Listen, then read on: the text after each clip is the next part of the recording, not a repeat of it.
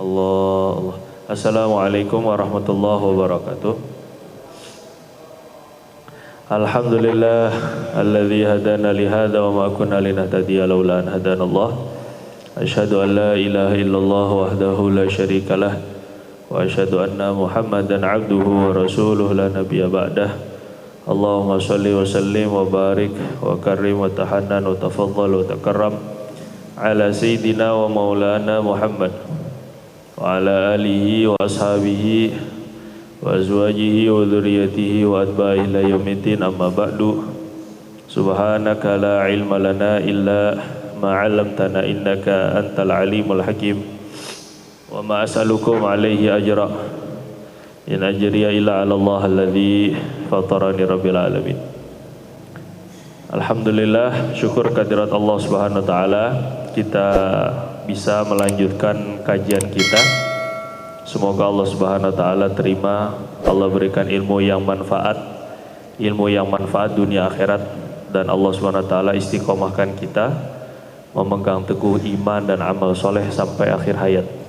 Berjumpa dengan Allah Subhanahu wa taala dalam keadaan Allah ridha, kita pun ridha dengan Allah Subhanahu wa taala. Yang memegang buku boleh dibuka halaman 30. 30 ya, kaki ya. Sekarang tuh kaki bukan? Sekarang itu kaki ya, ya, alhamdulillah. Sunnah atau tata cara membasuh wudhu. Wudhu berikutnya adalah tentang membasuh kaki. Membasuh kaki sampai mata kaki. Penting ini Pak. Karena Nabi SAW dalam riwayat Bukhari menyampaikan wailun lil aqabi minan nar. Saat Nabi lihat ada beberapa sahabat wudunya tuh asal, di kakinya itu cuman dibasuh depannya doang, sedangkan bahagian tumit itu nggak kena air, tumitnya nggak kena air. Maka Nabi itu marah ketika itu. Terus Nabi bilang wailun lil aqabi minan nar, celaka itu tumit-tumit yang nggak kena api, yang nggak kena air, celaka mereka akan terkena api neraka. Padahal hanya sekelumit, hanya sedikit tumitnya doang yang nggak kena air wudhu. Ini menyebabkan nanti sholatnya tidak sah. Akhirnya tetap tidak bisa mencegah, sholatnya tidak bisa mencegah daripada api neraka. Maka Nabi SAW bilang hati-hati, itu celaka, tumit-tumit yang nggak kena air itu nanti tersentuh api neraka. Nah, ini tata caranya secara sunnah. Pertama, membasuh kaki itu memulai basuhan dari ujung kaki. Nah, ujung kaki yang mana? Ujung kaki maksudnya jari, ujung jari, ujung kaki jari maksudnya, jari kaki. Allah Subhanahu wa taala berfirman, kenapa kita mulai basuhan dari jari? Kenapa enggak dari betis?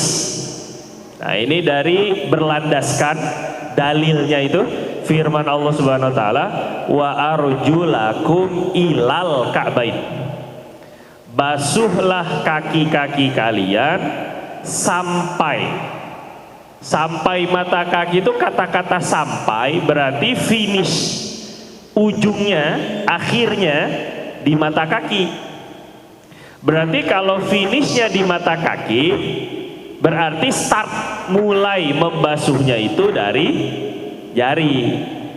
Karena ujungnya Nabi Allah SWT bilangnya basuh sampai mata kaki. Berarti kalau sampai tumit, sampai mata kaki, betul. Berarti kalau sampai maknanya mata kaki itu akhir, karena dia jadi tujuan dari basuhan ya. Kalau mata kaki itu dari ujungnya menjadi ujung dari basuhan kaki, berarti kita bagusnya membasuh kaki itu dari jari. Walaupun nggak apa-apa basuhnya dari atas atau dari betis, itu nggak masalah. Dari belakang nggak masalah, dari sampingnya nggak masalah. Yang penting semua bahagian area itu terkena air. Yang kita bicarakan ini mana yang lebih utama, mana yang lebih afdol. Kadang-kadang cuman perbedaan dikit, perbedaan membasuhnya dari tumit atau perbedaan daripada jari, ini menentukan mana yang pahalanya lebih sempurna. Kita kalau disuruh pilih mana yang kerjaan, ada barang biasanya kalau yang punya anak beli pampers sama susu, beda 1.000, dikejar Pak. Di toko ini jualnya pampers 4.000 pengalaman ya, sisi pengalaman pasti kan. Di toko ini 49.000 murah, bedanya cuma 1.000, padahal ongkos dari sini ke tempat 48.000 ya sama aja gitu ya. Begitulah urusan dunia banget, kelihatan banget ahli dunianya kita ini ya. Tapi kalau untuk urusan akhirat, sama aja, basuh dari belakang, dari tumit sama dari jari kan sama aja. Oh nggak sama, pahalanya beda. Gitu ya Pak ya. Jadi di kita ini nanti kalau basuh kaki dimulainya tuh dari jari ya. Walaupun begini-gini doang nih kaki nih, gini-gini doang sih bisa turun airnya. Tapi kita belajar untuk ngamalin sunnah yang lebih afdol, yang lebih utama itu dari jari. Jadi jari-jari kita terlebih dahulu. Terus kemudian selanjutnya adalah melebihkan basuhan melebihi dari mata kaki, lebih dari mata kaki. Jadi basuhannya dinaikin ke atas. Ini berlandaskan hadis Nabi SAW riwayat Abu Hurairah, inna ummati, sesungguhnya umatku, yuda'auna yawmal qiyamati ghurran muhajjalina min atharil wudu. Akan dipanggil nanti hari kiamat, umatku ini akan dipanggil pada hari kiamat dalam keadaan wajahnya bersinar, tangannya dan kakinya bersinar. Jadi Nabi taunya kita nih umat Nabi itu dari bekas wudhu, dari sinar wudhu. Nah ini sering diulang di hadis ini, beberapa kali saya ulang dalam buku ini ya. Maka Nabi bilang, faman istata'a minkum an yutila ghurratahu falyaf'al. Siapa yang bisa melebihkan, memanjangkan cahayanya nanti pada hari kiamat, hendaklah dia lakukan. Gimana cara melebihkan dan memanjangkan dan menambah cahaya pada hari kiamat? Dengan membasuhnya melebihi batasan yang wajib. Kalau batasan yang wajib itu ilal ka'bain, sampai mata kaki, yang walaupun ulama katakan ini mata kaki itu kan luas, bulat. Mata kaki yang mana yang batasan wudhu? Yang batasan wudhu adalah yang wajibnya itu hanya mata kaki bahagian paling bawah. Jadi bukan semua mata kaki, ini mata kaki bulat nih. Bahagian yang paling bawah aja yang wajib. Dia nggak semuanya wajib kena air. Ikut kewajiban tuh begitu. Hanya paling bawah. Karena mata kaki nggak semuanya kena, dia hanya sebagai batas. Yang wajib itu sebenarnya di bawah mata kaki. Untuk menyempurnakan basuhan yang wajib, mata kaki kena sedikit doang wajibnya.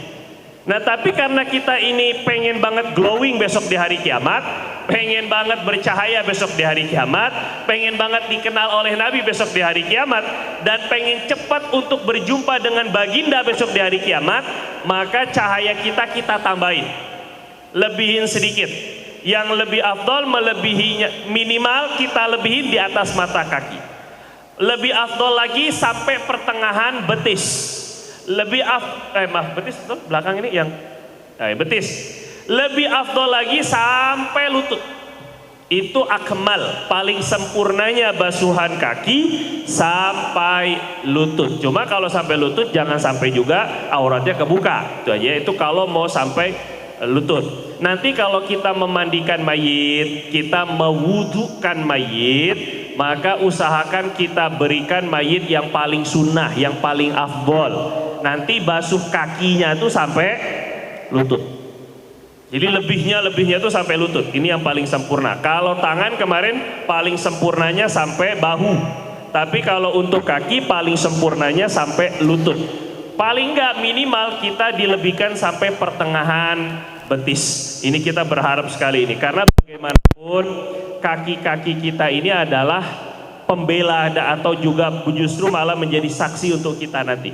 Al-yauma nakhtimu ala afwahihim wa tukallimuna aydihim wa tashhadu arjuluhum bima kanu yaksibun.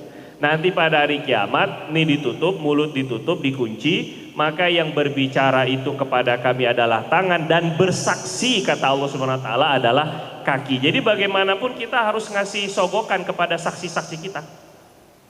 Paham nggak kira-kira? Kalau kita mau menang dalam pengadilan, maka kita memperbanyak saksi-saksi yang bisa membela kita. Bahkan sekarang ini kalau perlu kita cari saksi palsu yang mau bersaksi, bayar. Selama bisa membela kita dan juga bebas daripada jeratan hukum, kita bayar saksi-saksi tersebut. Maka besok di hari kiamat, saksi-saksinya itu adalah diri kita sendiri. Lantas bagaimana untuk kita memperbaiki saksi-saksi kita? Adalah dengan banyak memberikan kebaikan kepada mereka. Kita baik-baikin kaki dengan pergi ke majelis taklim. Kita baik-baikin kaki dengan banyak-banyak pergi ke masjid. Kita baik-baikan kaki dengan pergi banyak-banyak menuju silaturahim. Kita perbanyak kaki, kita baikin kaki dengan banyak-banyak melangkahkan kaki kita ke tempat-tempat yang baik. Kita banyakkan langkah-langkah kita menuju menyebarkan dakwah agama Allah Subhanahu wa taala. Semua dan kebaikan-kebaikan kaki itu akan membuat dia nanti bersaksi di hari kiamat yang membela kita besok dari kiamat. Perhitungan. Saya pernah cerita, Sayyidina Abdullah bin Umar radhiyallahu taala anhuma, kalau beliau pergi ke masjid, beliau akan langkahnya sedikit-sedikit. Kecil, kecil, kecil, kecil, kecil. Kalau ditanya kenapa kok langkahnya tinggi-tinggi sekali? Kata beliau karena biar banyak. Nabi SAW bersabda, lam yakhtu khotwatan illa rafa'allahu biha daraja wa hatta anhu sayyi'ah. Allah tidaklah melangkah satu kaki melainkan kutibalahu biha hasanah. Satu langkahnya ditulis satu kebaikan, satu langkahnya diangkat satu derajat, dan satu langkahnya diampuni satu dosa. Maka karena beliau perhitungan sekali dengan akhirat, beliau langkahnya itu kecil, kecil, kecil, kecil. Tapi yang kayak gini bisa dilakukan kalau dari sebelum azan. Kalau udah azan mau langkah kecil, kecil, kecil, kecil sampai sini udah salam, yang ada malah nggak dapat jamaahnya. Beliau kalau yang kayak begini tahu rumahnya udah terukur. Dulu ada sekelompok daripada sahabat Nabi dari suku Bani Salimah, As-Sulami atau sebutnya biasanya. Bani Salimah ini Nabi itu pintar tata kota. Jangan salah. Nabi SAW ketika membangun kota suci Madinah, meletakkan masjid itu nggak sembarangan. Dia tepat di tengah Madinah. Ya seperti kita lah ini ya, Masjid Al-Ihsan gitu kira-kira. Terus akhirnya orang-orang ini biasa Pak. Biasanya begini ya, biasanya ini. Kalau di mana agama dihidupkan, dunia tuh ketarik. Di mana agama tuh diramaikan, dihidupkan, dunia tuh ketarik pasti. Jadi saya pernah cerita ke bapak-bapak juga, mungkin beberapa majelis-majelis yang lalu, entah kapan. Ketika di Masjid Nabawi itu udah menjadi pusat, dulunya cuman tempat kuburan dulunya. Dulunya cuman mantan kebun-kebun kurma. Kurmanya dipotong-potong, kuburan yang ada dibongkar, dipindahkan, dialokasikan, relokasikan. Nah, begitulah lebih kurang. Nah, akhirnya setelah Nabi buat amal di sana, Nabi buat dakwah, taklimnya, sholatnya, zikir, ibadah, khidmat di sana, akhirnya di sekitar Masjid Nabawi itu banyak orang-orang dagang. Itu biasa itu. Kayak Masjidil Haram sekarang lah, alhamdulillah kan. Sekitar itu banyak dagang, Masjid Nabawi juga begitu. Pun juga nggak ketinggalan banyak orang yang pengen tinggal dekat masjid. Karena pengen dekat sama Nabi. Enak kalau sana dekat masjid. Sudahnya sholat mudah, terus kemudian dengan bertetanggaan dengan baginda. Nabi kan sholatnya langsung masjid, keluar rumah langsung 1-2 langkah langsung masuk masjid. Nah jadi pengen juga para sahabat itu dekat dengan masjid. Jadi banyak yang bangun rumahnya itu dekat-dekat dengan masjid, sama Nabi nggak boleh. Karena kalau semuanya terkumpul nanti ada penumpukan penduduk. Akhirnya jadi tanahnya seperti sekarang di Tarim, Hadramaut, Darul Mustafa Habib Umar bin Hafiz, itu pesantrennya. Sekitaran itu udah orang pada beli rumah, orang Eropa, orang mana, orang Inggris, orang Amerika, itu beli, termasuk orang-orang Malaysia, beli rumah di sekitar pondok.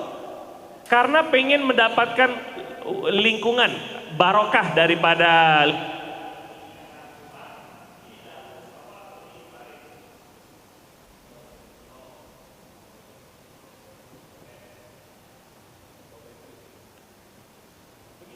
kurang Allah karim. Begitulah lebih kurang saat ketika agama istiqomah itu diterapkan, agama secara istiqomah dihidupkan, akhirnya banyak yang pengen di sekitar masjid.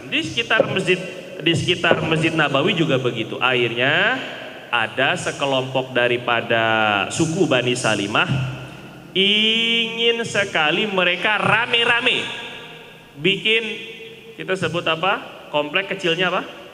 Kalau komplek klaster, bikin klaster dekat Masjid Nabawi biar enak, deketan sama masjid. Bagusnya sih kita kalau cari rumah sih begitu, jadi nggak terlalu jauh dari masjid, gampang untuk kita menghidupkan masjidnya, imarah masjidnya. Sama Nabi nggak boleh. Bani Salimah, makanakum, kata Nabi, makanakum, tetap di tempat kalian aja, walaupun jauh tetap di tempat kalian aja. Fa innahu tuktab atharukum, makanakum tuktab atharukum. Ini mau yang pakai mana? Satu tuh yang ini sama aja, yang ini aja. Udah diganti. Allah karim. Makanakum tuktab atharukum, tetap di tempat kalian. Karena langkah-langkah kalian itu dicatat oleh Allah Subhanahu wa taala. Dalam Al-Qur'an Allah Subhanahu wa taala sebut, nahnu qaddamna bainahum naktubu ma qaddamu wa atharahum, naktubu ma qaddamu wa atharahum. Kami catat langkah-langkah mereka ketika pergi dan kami catat langkah-langkah mereka ketika pulang. Jadi ketika kita pergi, kita dicatat digajinya sama Allah Subhanahu wa taala itu bukan hanya ketika kita pergi, tapi nanti kita pulang ke tempat kita masing-masing, itu pun sama Allah Subhanahu wa taala dicatat juga. Satu kebaikan, satu dosa dihapus, satu derajat diangkat. Maka jangan sampai kita tidak melangkahkan kaki kita, memberikan hak kepada kaki-kaki kita untuk dilangkahkan ke majelis-majelis yang suruh Allah langkahkan. Besok kita sangat berharap sekali kaki inilah yang menjadi saksi di hari kiamat, dan kaki inilah yang tetap berdiri di depan Allah Subhanahu wa taala dalam keadaan tegar. Nabi SAW katakan, la tazalu qadama abdin hatta yus'ala an arba'. Tidak akan bergeser dua kaki seorang hamba, masing-masing kita akan berdiri di depan Allah dalam keadaan takut, dalam keadaan risau, dalam keadaan sedih, dalam keadaan gundah, dalam keadaan galau, takut sekali bagaimana nasib saya saat ketika hisab. Nabi bilang gak bisa geser kaki yang tadinya kita mau melangkah ke sana kemari, terserah kita, semau gue, mau kemana juga terserah saya, mau sholat juga enggak juga terserah saya, itu urusan pribadi saya. Saya mau ikut majelis atau enggak itu urusan saya. Oh, itu di dunia. Tapi besok al-yauma nakhtimu ala afwahihim maliki yaumiddin, Allah Subhanahu wa taala yang punya kaki enggak ngasih leluasa kepada kita. Maka kata Nabi, nggak bisa geser kakinya besok, kita nggak bisa bergeser dua kaki kita sampai ditanya tentang 4 perkara. Yus'ala'an syababihi, ditanya tentang masa mudanya, dihabiskan untuk apa, ditanya tentang umurnya, dipakai untuk apa, ditanya tentang amalnya, ditanya tentang rezekinya, dapat dari mana dan kemana diinfakkan, dan yang keempat ditanya tentang ilmunya, sudah sejauh mana diamalkan. Jadi kita pengen kaki kita itu Allahumma tsabbit aqdamana, ya Allah berikan ketetapan di kaki kita sehingga enggak bergetar. Kaki ini juga yang besok kita langkahkan di atas jembatan sirat. Kalau orang sebut siratal mustaqim, kalau bahasa di hadis hanya sirat. Jembatan sirat ahaddu minasyayf, yang lebih tajam daripada pedang. Akhafu minasya'rah, yang atau sya'ar lebih tipis daripada rambut. Kaki ini yang kita inginkan, harapkan untuk bisa melaju secepat kilat di atas jembatan Shiratal Mustaqim. Wa imminkum illa wariduha kana ala rabbika hatman maqdiya. Dalam surat Maryam Allah bilang, setiap dari kalian, kata surat Maryam Allah bilang, setiap dari mereka, setiap dari kalian, dari kita pasti akan melintas di atas neraka jahanam. Itu sudah menjadi ketetapan dari Allah Subhanahu wa taala yang akan dilalui. Maksudnya melintasnya di mana? Shiratal Mustaqim. Kaki inilah yang kita harapkan untuk bisa melintas besok sampai bisa menapakkan kedua kaki kita di tanah surga. Jadi sekaranglah kita waktunya untuk menggunakan kaki yang mungkin dulu pernah dilakukan pergi kemana, tempat maksiat, tempat kelalaian, tempat yang dicatat mungkin bukan perkara-perkara yang baik di sisi Allah Subhanahu wa taala, maka sekarang waktunya kaki-kaki ini yang kita pakai untuk melakukan amal-amal kebaikan apa saja.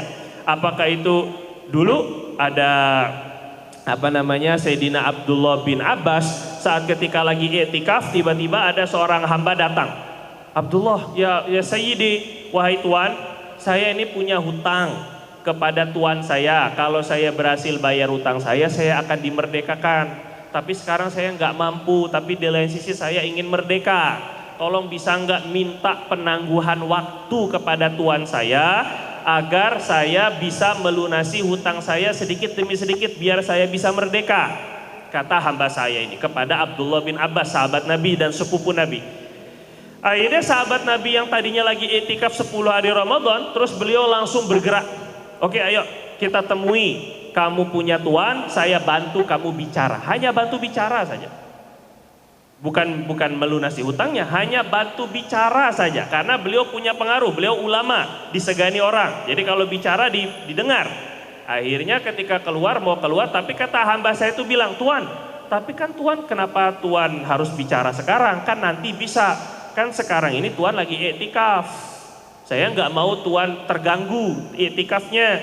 Jadi kata beliau, kata Nabi SAW, i'tikaf itu lebih keluar, man kharaja, orang yang keluar untuk membantu saudaranya untuk menunaikan hajat saudaranya, maka Allah Subhanahu wa taala akan siapa yang i'tikaf maka Allah akan jauhkan satu hari, man i'takafa yauman lillahi taala, siapa yang i'tikaf satu hari di masjid karena Allah Subhanahu wa taala, ba'adahullahu minan nar sab'a khanadik, Allah Subhanahu wa taala akan jauhkan daripada api neraka 7 kali jarak antara langit dan bumi.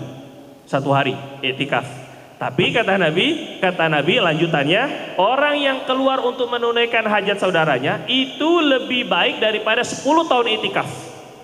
Nah, akhirnya beliau bangun untuk membantu hamba saya tadi menunaikan hutangnya. Jadi kita menggunakan kaki itu juga untuk membantu saudara-saudara kita. Termasuk juga bapak-bapak yang kerja, bapak-bapak yang dagang, bapak-bapak yang bisnis, bapak-bapak yang beternak atau juga bertani, itu semuanya juga bisa.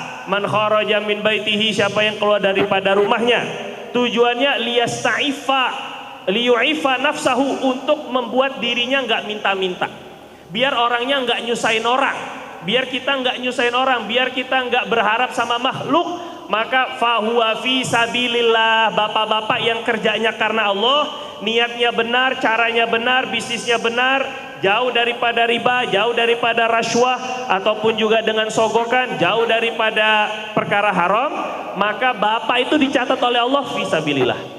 Jadi bukan hanya yang kesana kemari ke masjid itu yang fisabilillah, bukan hanya yang thalabul ilm, yang mencari ilmu itu yang fisabilillah, itu sudah pasti.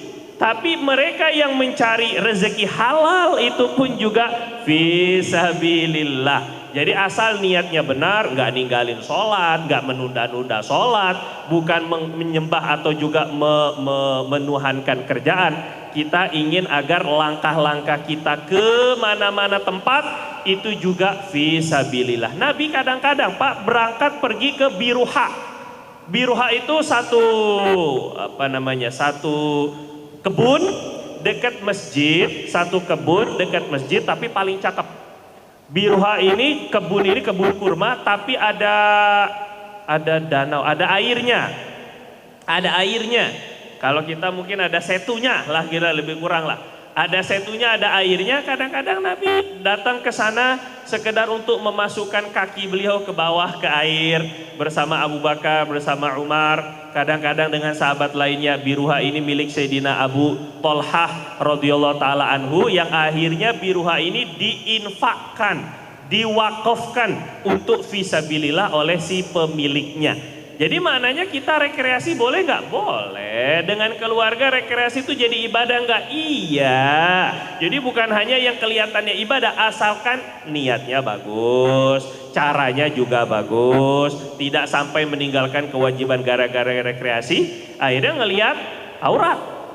Akhirnya malah pelotot ngelihat sana lihat sini. Akhirnya gara-gara rekreasi, akhirnya jadi terlupakan sholat. Akhirnya malah gibah. Akhirnya malah itu yang nggak diperturutkan. Rekreasinya sendiri Nabi pun juga lakukan. Nah, jadi kita ingin agar setiap langkah-langkah yang kita langkahkan di dunia ini juga bisa jadi saksi pada hari kiamat. Jangan sampai melangkahkan kaki kanan masuk ke dalam WC. Langkahkan kaki kita dengan kaki kiri masuk ke dalam WC, maka dicatat jadi amal soleh. Hanya masuk ke WC Pak, bukan ke masjid, bukan ke majelis ilmu. Kita ini orang Islam sangat gampang dapat pahala dan Allah nggak bakal kehabisan pahala. Masuk ke WC dengan kaki kiri, keluar dengan kaki kanan, langkah itu pun juga akan bisa menjadi saksi nanti pada hari kiamat. Pun juga jangan masuk kaki ke masjid pakai kaki kiri, kebalikannya. Ulama ada seperti Sayyidina Sufyan Ats-Tsauri, seorang ulama besar tabi'in, beliau ketika masuk kaki kiri terlupa masuk kaki kiri ke masjid. Akhirnya baru astagfirullahalazim. Beliau ngomong kepada dirinya sendiri, "Atsaurun anta ya Sufyan?" Sufyan, ngomong kepada dirinya sendiri. "Sufyan, kamu," maaf kalau ada yang namanya Sufyan. "Sufyan, kamu ini kerbau ya Sufyan? Kok kamu masuk, kamu nggak tahu, nggak bisa bedain antara masjid sama WC? Kok masuk masjidnya pakai kaki kiri? Kamu ini kebo ya?" Sehingga semenjak itu beliau menjuluki dirinya dengan Ats-Tsauri, Al-Kerbawi lah kalau bahasa kita sekarang, Al-Keboi. Gara-gara apa? Bukan gara-gara dosa. Ini untuk mengingatkan dirinya yang gara-gara lupa masuk masjid pakai kaki kiri. Kalau kita masuk masjid pakai kaki kanan, nanti keluar. Jangan nggak tahu kita ini orang Islam, kita ini orang yang cinta, mengaku cinta sama Nabi. Jangan nggak tahu keluar daripada masjid pakai kaki kiri. Nanti naik motor, kalau naik mobil mah susah. Kalau naik motor pakai kaki kanan, turun pakai kaki kiri, masuk rumah, kaki kanan. Bukan rumah Bapak langsung WC kan? Bukan kan? Rumah ya rumah. Nah, jadi masuknya pakai kaki kanan, keluar rumah pakai kaki kiri. Mana yang kanan, mana yang kiri, itu semua kalau diniatkan menjalankan sunnah baginda Nabi SAW, semuanya jadi pahala. Jadi kita ingin agar kaki-kaki ini betul-betul memang setia nanti kepada kita, sebagaimana dia setia saat ketika kita sekarang di dunia. Dia temani kita kemana-mana, dia mau capek, apalagi yang jadi tentara, Allahu Akbar, capek sekali, jalan jauh, kadang berkilo-kilometer, setia dia menemani kita. Mau dibawa ke hutan, ya. Mau dibawa lari maraton, mau dibawa berenang, semuanya setia. Kaki kita ini setia betul dengan kita. Jangan sampai besok ketika hari kiamat, kaki kita justru yang pertama kali mengkhianati kita di hadapan Allah. Itu yang kita nggak mau. Ya Pak ya, selama kita sekarang enak, nikmat, luar biasa, pakai kaki kita untuk menghidupkan sunnah Rasulullah. Kalau hari Jumat besok, karena ada apa? Kamis atau hari Kamis juga sunnah potong kukunya, bukan potong kakinya, potong kuku kakinya. Jangan sampai ya ilahi wa maliki orang Islam kakinya banyak tai kaki itu sebutnya kita. Sikilnya itu la ilaha illallah, buka kos kaki, nginjak karpet masjid, akhirnya karpet masjid jadi bau, jadi orang udah sujudnya nggak khusyuk, tambah lagi gara-gara bau kaki kita, tambah lagi nggak khusyuk. Imamnya lama lagi sujudnya, la ilaha illallah, musibah di atas musibah, gara-gara sebab siapa? Gara-gara kaki kita yang busuk. La ilaha illallah. Jadi nanti dibersihkan betul-betul, masukkan air ke dalam kuku-kuku kembali, sambung sedikit. Menggosok dengan tangan.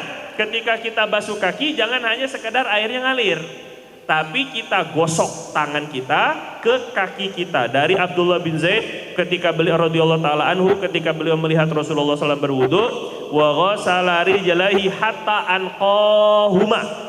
Nabi itu membasuh kedua kakinya sampai benar-benar membersihkan anqahuma, sampai benar-benar bersih kakinya. Kaki Nabi itu jadi apa namanya, walaupun Pak beliau itu kemana-mana dilempari batu sampai kakinya kena bersimbah darah, bahkan sampai berdebu-debu, sampai kotor, sampai kecoklatan, panasnya, sampai kaki beliau bengkak untuk sholat tahajud. Sholat tahajud itu sampai bengkak-bengkak, itu sunnah juga yang susah untuk kita amalkan. Sunnah kaki bengkak-bengkak untuk dalam sholat tahajud. Ini Allah alam, ustadznya pun gak ngamalin, ini kan apalagi jamaah. Kita kalau ya mungkinlah diantara bapak-bapak ada wali min auliyaillah ketika tahajud saya mau mengamalkan bengkak-bengkak kaki ketika tahajud. Gimana caranya? Baca pakai Quran atau baca pakai mushaf, baca nggak usah banyak-banyak, Al-Baqarah aja. Nggak usah banyak, Al-Baqarah aja, bengkak kakinya pasti la ilaha illallah. Sekarang kita bengkak main bola udah pernah kan? Bengkak untuk latihan udah pernah. Bengkak karena keseleo udah sering. Tapi bengkak karena sholat belum pernah kayaknya. Ini kita gimana gini hidupin bengkak karena sholat. Ini di apa dulu dilatih oleh Syekhuna Syekh Sufyan, adik daripada Syekh Nuruddin. Beliau suruh kita ini besok tahajud sampai bengkak-bengkak. La ilaha illallah. Jadi beliau ekstrim, agak sedikit bagus memang didikannya. Kembali. Jadi kita tadi saya mau ngomong apa tadi? Nah, jadi ada sebahagian ulama, Al-Imam Bishr Al-Hafi. Contohnya Bishr itu nama beliau, asalnya Bishr, nama beliau namanya Imam Bishr. Al-Hafi itu artinya orang yang suka nggak pakai sendal. Nah, kenapa beliau ini dijuluki oleh orang-orang Bishr Al-Hafi, Imam Bishr yang nggak suka, yang suka nyeker, bahasa kita nyekermen. Bishr nyekermen, Bishr Al-Hafi. Kenapa? Sebab beliau kalau pergi ke masjid nggak pakai sendal. Cuma cuci kaki, Pak. Mungkin ntar masuk kaki kemudian jadi kotor masjid, jadi orang jadi susah. Jadi beliau itu kalau ke masjid, ke majelis ilmu nggak pakai sendal. Kalau ditanya, ya Imam, Syekh, Kiai, kenapa kalau ke masjid nggak pakai sendal? Jadi kata beliau, sebab saya ingat hadis Nabi SAW, maghbarat qadama abdin fisabilillah fatamassahumun nar, fatamassahuman nar. Atau kama kalau Nabi SAW, Nabi bilang tidak ada kaki yang berdebu di jalan Allah kemudian nanti akan disentuh neraka, nggak ada. Kalau ada kaki yang berdebu di jalan Allah, kotor-kotoran tuh kaki di jalan Allah, maka kaki itu tidak akan disentuh nanti di api neraka. Tidak akan bisa tersentuh. Ya bukan berarti kakinya doang yang nggak kesentuh neraka, dari atas sampai badan kesentuh semua. Itu apa fungsinya? Kalau seandainya maksudnya kaki nggak disentuh neraka tuh maksudnya semua badannya juga nggak masuk neraka. Jelas ya ini ya. Nah sehingga beliau tuh mengamalkan dengan zohir hadis.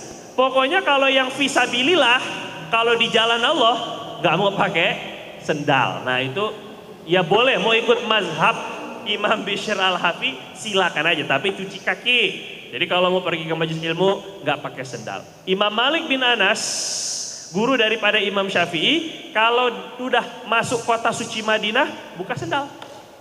Nggak mau pakai sendal di atas kota Madinah. Kenapa Imam? Bagaimana saya pakai sendal? Sedangkan di bawah tanah yang saya injak ada jasad mulia Rasulullah SAW. Kayak nggak sopan saya kalau pakai sendal di atas kota suci Madinah. Allah, sampai seperti itu perasaan beliau. Kita pakai masker lagi di depan Rasulullah SAW. Apa enggak jaga ini itu innalillahi wa inna ilaihi raji'un. Seolah-olah Nabi itu bau, seolah Nabi itu ada virusnya, seolah-olah Nabi, Allahu Akbar, ketika ziarah Nabi SAW jangan pakai masker. Ini kan menghinakan lah kita pun kalau seandainya kita lagi duduk tiba-tiba orang begini. Kira-kira Bapak tersungging apa enggak ini kan? Pasti tersinggung kita nih. Nanti kalau semoga kita cepat ziarah kepada Nabi, kita bisa umroh, nanti jangan pakai masker Pak. Setakut-takutnya Bapak dengan corona, ini tolong hormati baginda. Malah yang ada Saudi lebih parah. Makamnya Nabi pakai disinfektan. La ilaha illallah wa akbar. Kira-kira Allahu Akbar. Kembali, gak usah bahas itu. Kaki, ini kita bahas masalah kaki. Nanti kemana-mana ini kan. Mendahulukan kaki kanan sebanyak 3 kali. Tsumma ghasala rijlahul yumna salasan tsumma al-yusra salasa. Perhatikan dengan baik. Ketika membasuh kaki, sunnahnya diajarkan Sayyidina Utsman radhiyallahu taala anhu, kaki kanannya 3 kali dulu, baru kaki kiri 3 kali. Bukan kanan kiri, bukan. Tapi 3 kali kanan sempurnakan, baru 3 kali kiri. Sebab kalau kanan kiri berarti yang kiri, yang kanan yang kedua sudah didahului yang kiri. Berarti tidak mendapatkan pahala mendahulukan bahagian kanan. Terus, kemudian yang berikutnya di halaman 32, ra'aitu Rasulullah sallallahu alaihi wasallam Sayyidina Mustawrid bin Shaddad radhiyallahu anhu, aku melihat Rasulullah SAW idza tawaddaa, apabila beliau berwudu, yudalliku asabi'a rijlaihi bi khinsari, beliau akan menggosok jari jemari kedua kakinya dengan kelingking. Nah, ini yang juga jarang diamal. Mungkin ketika kita basuh kaki, kita sudah menyela-nyela kaki. Ini kaki ini misalnya Pak, ini apa? Tangan. Nah ya, maksudnya ceritanya ini kaki, ini cuma ngetes fokus aja. Ceritanya ini kaki. Biasanya kita menyela-nyela itu begini. Ini aja kan? Nah, itu sudah dapat pahala sunnah, tapi tidak sempurna pahala sunnahnya. Ikut kepada hadis, menyela-nyela itu ini riwayat Abu Daud, menyela-nyelanya tuh pakai kelingking, tangan kelingking. Jadi bukan pakai semua jari di sela-sela, tapi pakai kelingking. Dan kelingkingnya kata ulama pakai kelingking kiri. Kenapa kelingking kiri? Karena kotor. Sesuatu yang kotor, sunnahnya pakai tangan kiri. Buang ingus, tangan kiri. Yang ngerokok, pakai tangan kiri. Contohnya ini misalnya cebok pakai tangan kiri, buang sampah, buang najis pakai tangan kiri. Jadi saat ketika kaki kita ini mau dibersihkan, pakai kelingking kiri, di sela-selanya pakai kelingking kiri. Tambahan daripada ulama, menyela-nyelanya dari bawah. Menyela-nyelanya dari bawah. Kenapa dari bawah? Untuk membedakan antara membersihkan adat dengan secara kebiasaan dengan ibadah. Karena ini ibadah kita, wah Bapak latihan, silahkan Bapak latih. Makanya memang yang paling enak wudhu tuh duduk, pakai bangku. Ketika duduk enak dia menyela-nyelanya. Tapi yang udah berbadan 2, Allahu Akbar, oh, ngap Pak, mau ngamalin kayak begini, itu dari bawah Allahu Akbar, habis wudhu,